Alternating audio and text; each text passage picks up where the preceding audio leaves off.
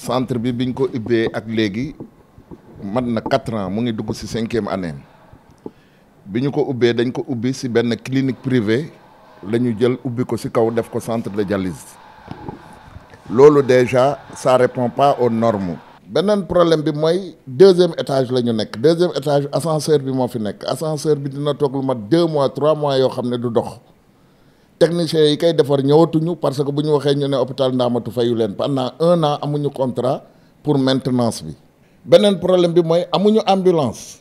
pour évacuation. léegi ñu gis ne hôpital Cheikhul Khadim état bi daf investir mu nekk centre de référence boo xam ne Afrique de l'Ouest amul hôpital centre dialyse bu ko fi gën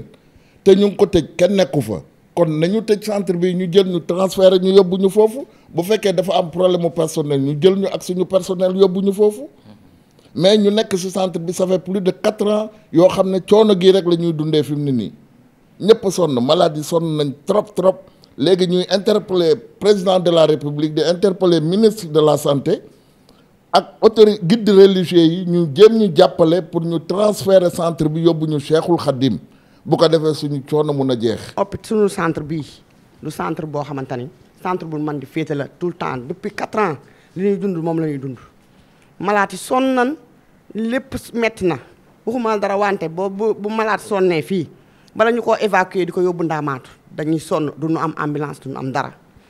bu dul loolu prise en charge yi li ñu waxoon ci analyse yi du war a wax ñu ak 75% 50% la ñuy defal te 50% yi bala ñu see jot dañuy dem da ngay am analyse yóbbu ko ñun la bii duñ ko jël parce que dañ koy traité ci suuf. lu dul loolu ñu yóbbu ñu ci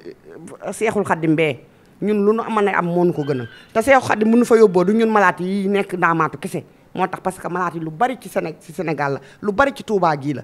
ñu bari ci Touba gii amuñu ay moyen pour faju nan ñu dimbali yóbbu ñu Seexul Xaddim bee loolu la ñuy ñaan.